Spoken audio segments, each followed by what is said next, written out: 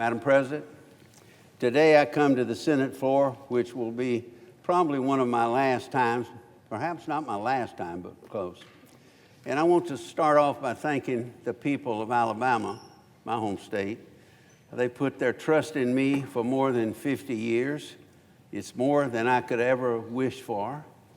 And this has been truly here an experience of a lifetime, something I could have never dreamed. I came to the House, some of you know, 44 years ago and served 8 years as a Democrat coming from the state of Alabama. I had a good run in the U.S. House, and I appreciate that. I'm grateful for that. But I always wanted to come over here to the U.S. Senate. And in 1986, I ran for the Senate against the incumbent, Jeremiah Denton, a prominent war hero, a great man.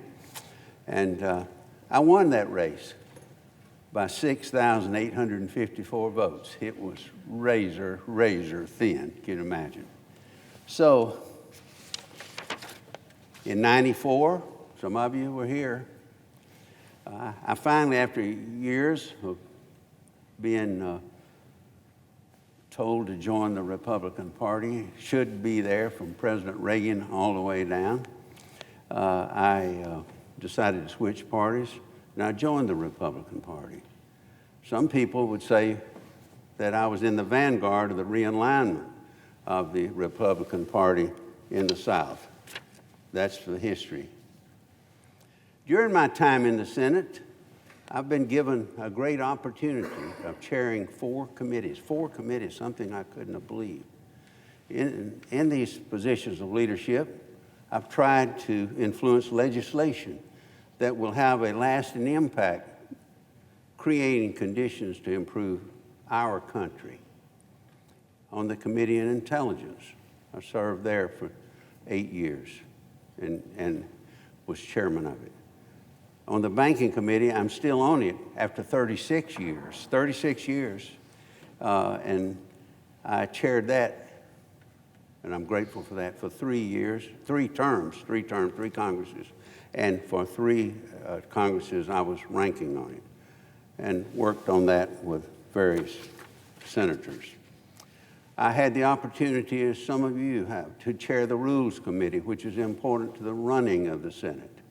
And we worked together and instituted some very serious legislation. But finally, after many years of work, I chaired the Appropriations Committee.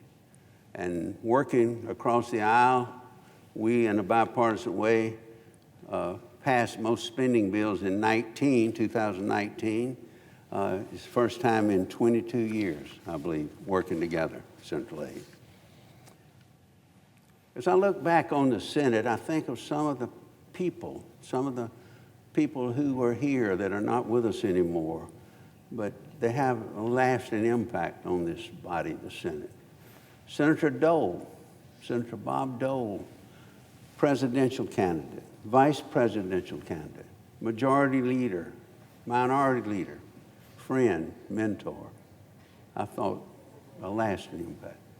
I think of Senator Byrd, Democrat of West Virginia, former majority leader, later chairman of the Appropriations Committee.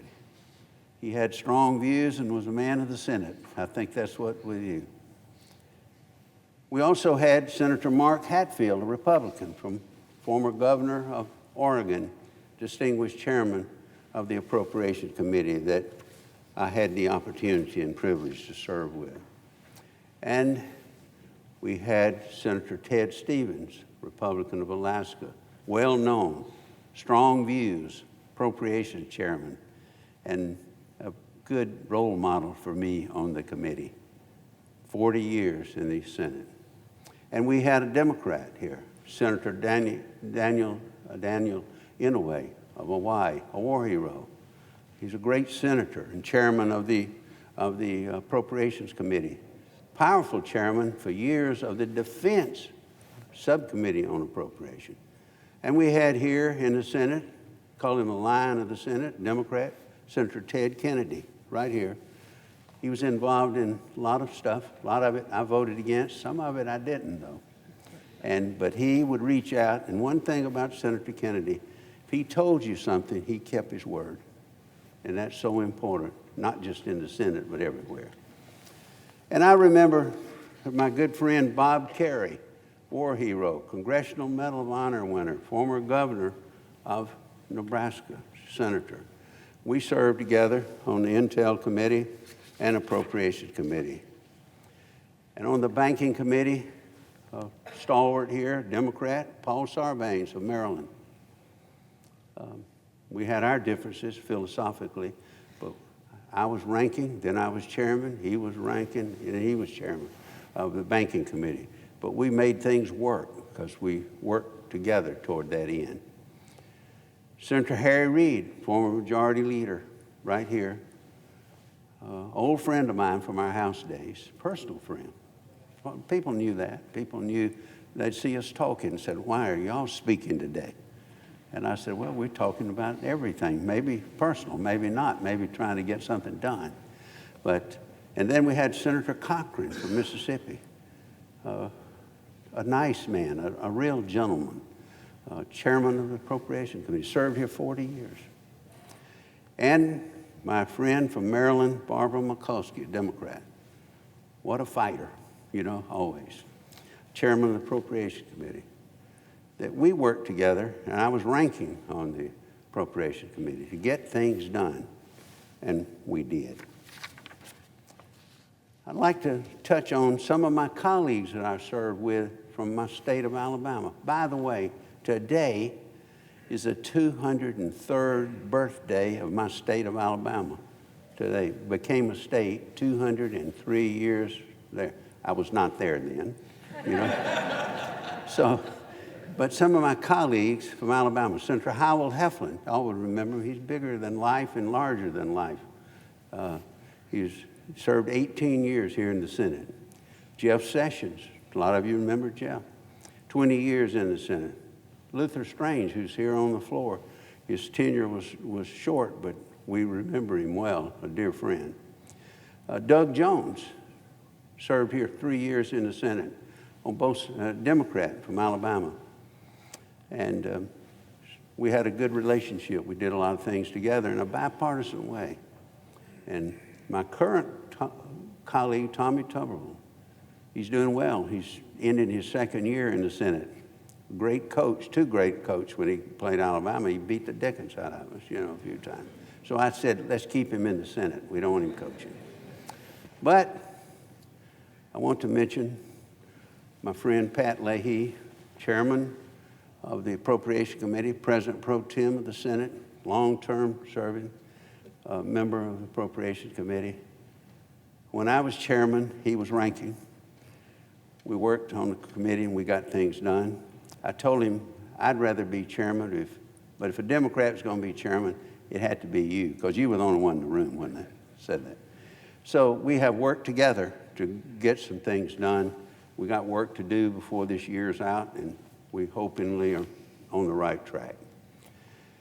Mitch McConnell, sitting right here, friend, accomplished leader, the longest serving Senate Republican leader, majority leader, Republican leader now, a long-term friend with deep roots in Alabama, but from Kentucky.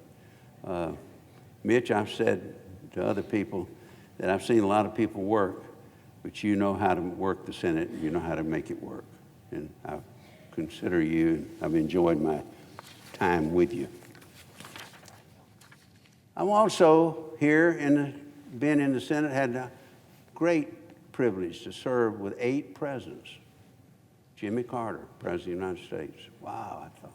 Ronald Reagan, George H.W. Bush, Bill Clinton, George W. Bush, Barack Obama, who was a former colleague of ours, Donald Trump, and Joe Biden now, former colleague, senator. I've had that. That's a great honor. I want to speak just a few minutes here to what I think is important here in the Senate. We are in the Senate. We are the Senate.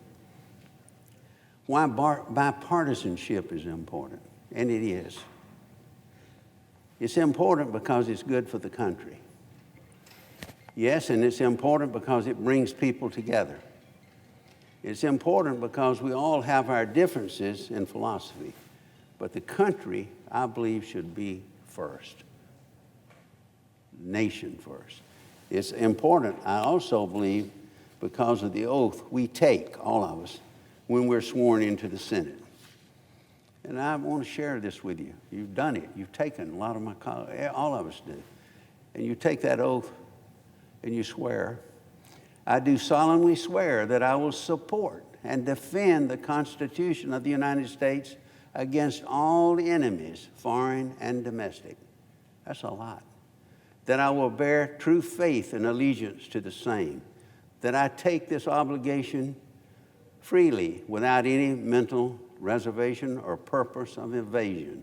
And that I will well and faithfully discharge the duties of the office on which I'm about to enter, so help me God. That covers a lot of ground. Everybody here knows that. So as I look back on my years here this afternoon, a lot of it was at a time when we did things together here. We ate together. We socialized together. We worked together. But today, I think we've become too polarized. And there are a lot of reasons for that. We understand. But I can say we need to get back to the basics and put the country first. We must not put ourselves or our party first. We must put America first. We have to. And many of us, a lot of you have tried to do this at times. We all have, in our way. Senator Leahy and I worked toward that end. I've always believed, and this goes back, we should strive for Plato's instruction to all of us, to strive to work for the ideal. I know that he means the utopia, and that's probably never going to happen, but that's a goal. In the Senate, having taken that oath of office, I've always thought that the security of the nation is the number one obligation of the Senate and the House, the Congress, and the President of the United States. My parents taught me this, and I believe this. And it's referenced in the oath of office that I just shared with you. It's important to have, I believe, priorities. I've done my best to focus on things that will have a big impact on America, and also my home state of Alabama, because I always looked at being in the U.S. Senate. I'm a senator from Alabama, but I'm also a United States senator. We all are, for America. Some of my priorities have been national security. As you well know, I have chaired the Intel Committee. I was on the Armed Services Committee with Senator Nunn and Warner. Education is a high priority for all of us, both sides of the aisle. It has to be. Creating a manufacturing workforce development, that's education, trade, training, you have to have it. Infrastructure is so important, it covers everything from communication to roads.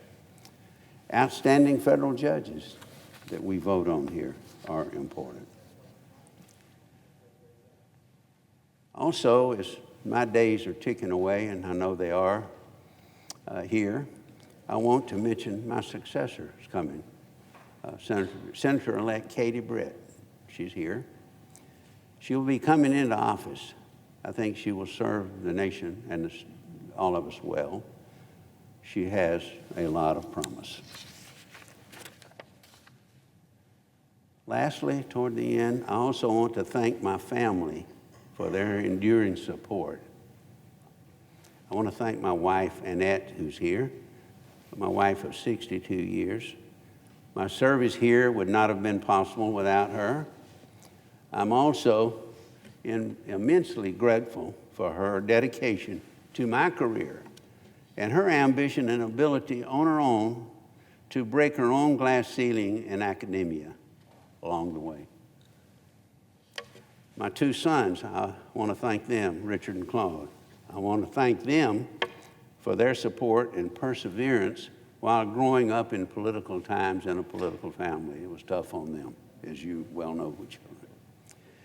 I also want to thank my two grandchildren. One of them, Anna Shelby, is here, and my grandson, William, and he better be in the library studying, you know. And I want to thank my parents for everything. I mean, everything. I also want to say thank you to my staff over the years. Many of them are here today, and there have been many of them. Outstanding people. I couldn't have done anything without them. I don't know where I would start calling the roll. But I also want to thank Ann Caldwell. A lot of you know Ann. She's been with me 44 years. Wow. And I thank her for her loyalty, her perseverance, and for getting me to meetings on time, always. Ann, thank you very much. Thank you. Also, lastly, I've had a lot of chiefs of staffs. I've had good ones. I mean, so many good ones. But I have a young man working for me now, and he took a leave of absence from a big job with a big pay to work the last 2 years up here, Watson Donald. Thank you, Watson. And I want to thank my friends back home in Alabama for their support over the years, as well as my friends here in the Senate. And importantly, I want to thank the people of Alabama for electing me 12 times to public office. It's been the honor of my lifetime. I yield the floor.